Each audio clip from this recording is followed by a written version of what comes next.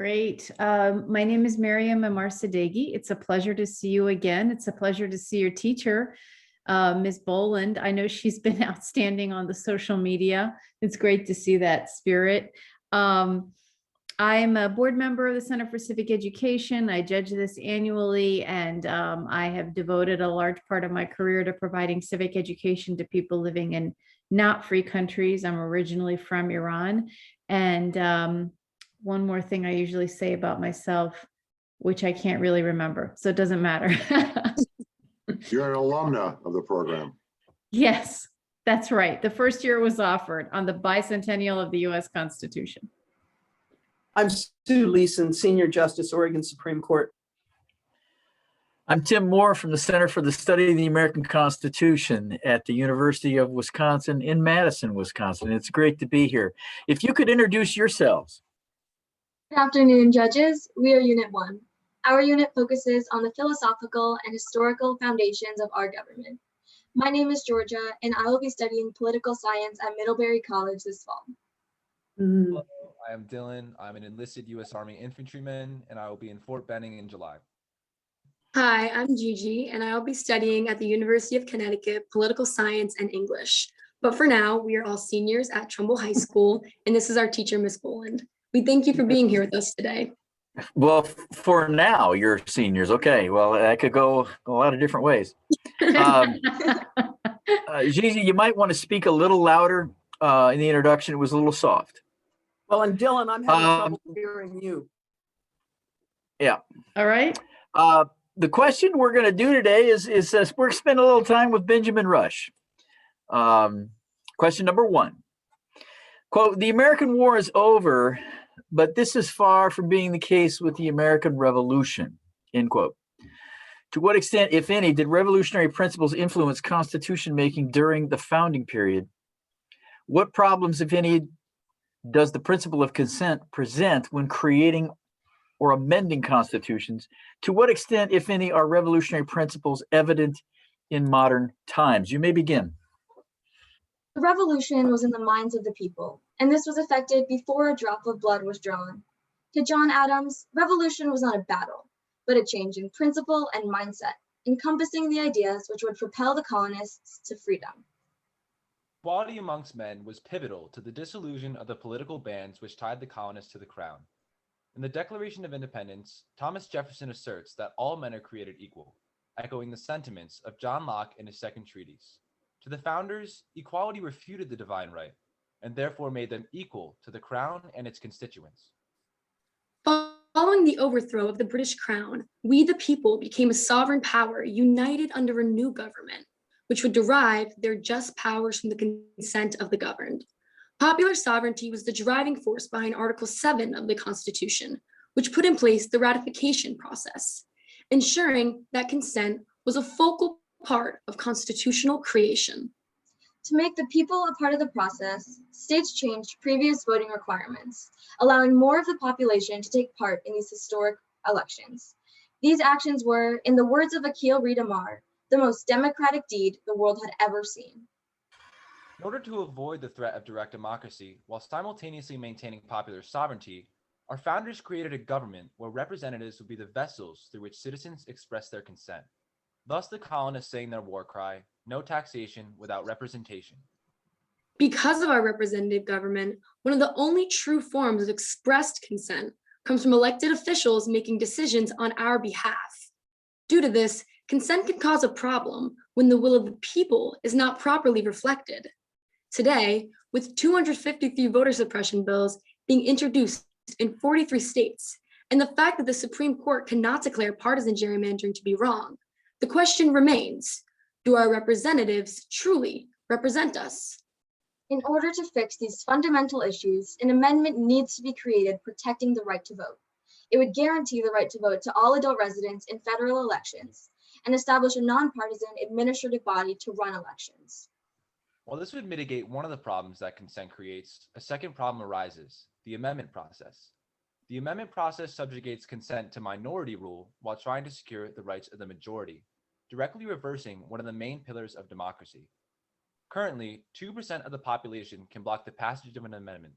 therefore eliminating consent and popular sovereignty from the process of constitutional evolution. George Mason once said, "No free government or the blessings of liberty can be preserved but by frequent recurrence to fundamental principles." Today, the American population has embodied this idea set forth by Mason, with their commitment to the preservation of popular sovereignty and the fundamental right to revolution. The idea of a government for the people and by the people has come closer to a reality with the addition of our suffrage amendments, allowing a larger number of people to partake in government. But although these amendments aren't fundamental to the expansion of sovereignty, voter suppression and gerrymandering both remain as constant threats to self-governance and our democracy. After a long train of abuses, women's rights, civil rights, and today's Black Lives Matter movements have proven that the colonists' call for change and freedom from oppression would no longer go unanswered in the future of American democracy. The revolution is not yet over, as Americans fight to ensure that the seeds planted during the founding period can and will come into fruition. The revolution will always reside in the minds of the people as we continue to check our government and strive towards a more perfect union. Thank you. We are now ready for your questions. I guess I'll start out. I'd like to stick in the 18th century a little bit. As you know, the Federalists and Anti-Federalists argued about who were the true inheritors of the American Revolution. What say you? I mean, who were the true inheritors of the Revolutionary era? I think the revolution is something which really still carries on today. So I think it really is inherited from generation to generation, and we still see revolutionary principles and patriotic sentiment from the revolution today. And also we see this in a negative light. We saw this at the Capitol insurrection with the presence of "Don't Tread on Me" flags, or the join or die flags, which Benjamin Franklin made. And I think it is up to us as the people to continue this revolution. And I would echo what Ronald Reagan said, how freedom is always one generation away from being tyranny. So I think it is really up to the next generation to continue that. And I would agree with it. But my question is back to Federalists or Anti-Federalists. Who were the true inheritors of the revolution?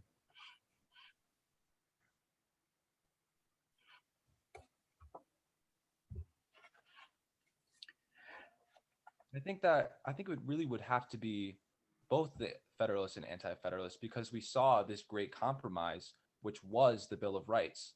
And I think, because the revolution was what unified us, I think because the Bill of Rights was made, that also unified the Federalists and Anti-Federalists and really put away these sort of partisan ideas of, being a Federalist or Anti-Federalist. So let me push you on that a little bit. If a Bill of Rights had been included in the document at the convention, the Anti-Federalists would not have written. Is that your theory?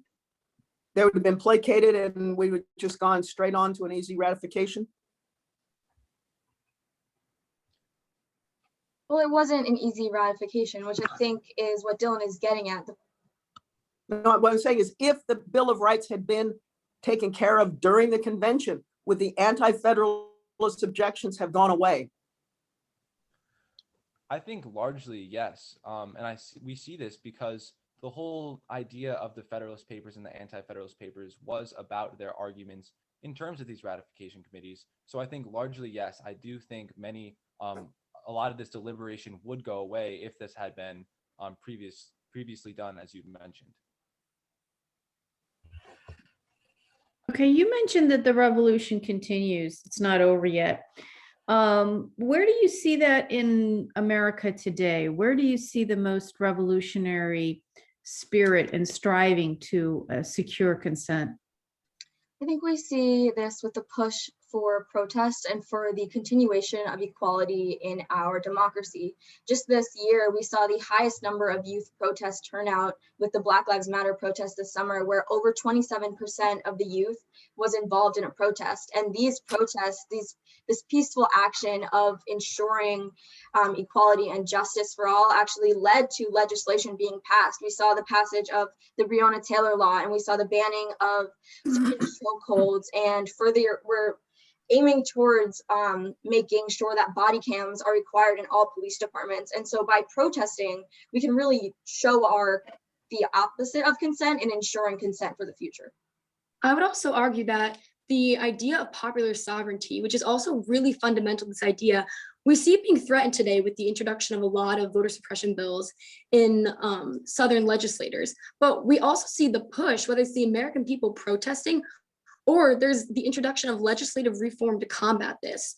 The For the People Act, or HR 1, being heavily debated right now, it would crack down on a lot of these issues to ensure that this idea of popular sovereignty is a reality for many people and for all people in our democracy by having automatic voter registration, cracking down on partisan gerrymandering, and trying to get the dark money out of politics. And it appeals to this idea that Aristotle states that if liberty and equality are to chiefly be found in democracy, then they are best attained when all people share in the government to the utmost. So these revolutionary principles, we can return to them if we truly have all people partaking in our democracy. Okay, let me go back to the point that Georgia made about the reforms that have been made towards improvement in policing, and that those are a direct result of the protests. What about when protests in America are not civil, when they're violent? For example, in Portland, Oregon, or the raid of the Capitol. How do you see that in terms of consent? So I think that we can actually look to John Locke in his Second Treatise of Government, where he states that a revolution is not just unless the fundamental rights and fundamental liberties are being trampled and are being stripped. And we can look to the insurrection on January 6th, which I would argue is the complete opposite of what John Locke wanted to see in a revolution. This was an emotional outburst. This was a direct attack on democracy and democratic means. And I think that by the judiciary process stepping in and arresting many of the people who were involved in this protest, it proves John Locke's theory to be correct in that revolutions are not just unless rights are being trampled. And additionally, we can look to our Declaration of Independence, which is arguably one of the most important documents in establishing this idea of the right to revolution. But what Jefferson asserts is there must be a long train of abuses, as George was saying, but he also states that government shall not be changed for light and transient causes. And there needs to be the aspect of political prudence, the ability to exercise reason and rational thought tied to what is good for all individuals. So like our founders, sometimes revolutions, they might get out of hand, they might get violent, but if you have that prudent cause to back it up, then it's directly the opposite of what Hamilton warned us in Federalist 71, which is passion with no cause behind it, which is kind of what we saw, as George was getting at the insurrection on January 6th. I want to go back to your argument that we need an amendment to protect the right to vote in federal elections. I'll be honest when I say I have no idea what you mean by a federal election. When I voted in the last election, I had a number of state issues, many, many local issues, and oh, by the way, a presidential issue. I vote in my state. What does that amendment look like? And do you do something absolutely transformative in creating a federal election?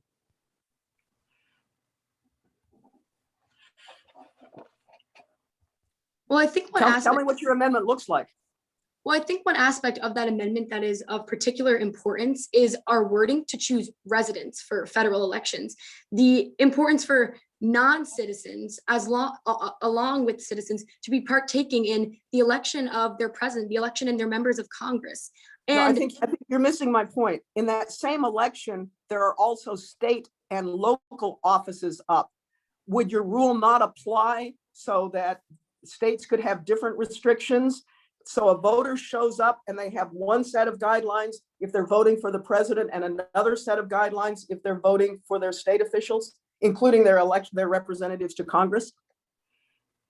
Well, though we do allow for states to deal with the time, place, and manner of their elections, and we have this aspect of federalism in our election process, I would argue that there needs to be consistency from a federal election and a local election, and that this process, we lay out a nonpartisan administrative body to run these elections, having this basic access and competency. I would argue it's extremely important to have the same level on the federal and the local elections, because this is where we do see a lot of attempts of voter suppression. And going back to that idea of non-citizens, having them a part of this process too, I think is an extremely important aspect, because we're almost revisiting that idea of no taxation without representation that was addressed in our grievances in the Declaration of Independence.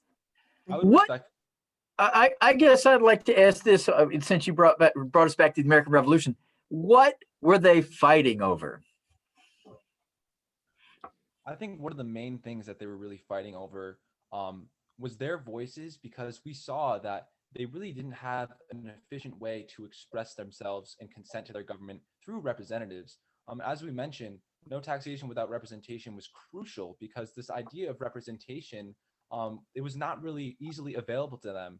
And we see this because even when they were brought back for legal means, they had to be hauled all the way back to England to face trial. And that has to do with a speedy trial, and that really shaped a huge part of our Constitution in terms of amendments. So I think representation was one of the main things. Founders were fighting for freedom. They were fighting for self-governance, and they were fighting for a lack of an oppressive rule. Under King George, we saw, as Dylan was getting at, these unfair trials, this harsh oppression of British soldiers, and the presence of troops all around in their homes, in their colonies. And I think that the British were fighting for a sense of something of their own, which we saw, or the colonists were fighting for something of their own, which we saw with this list of 28 specific grievances against the king, where they list out this unfair oppression that has been put on them. And rather than having the king sign off, can I finish my thought?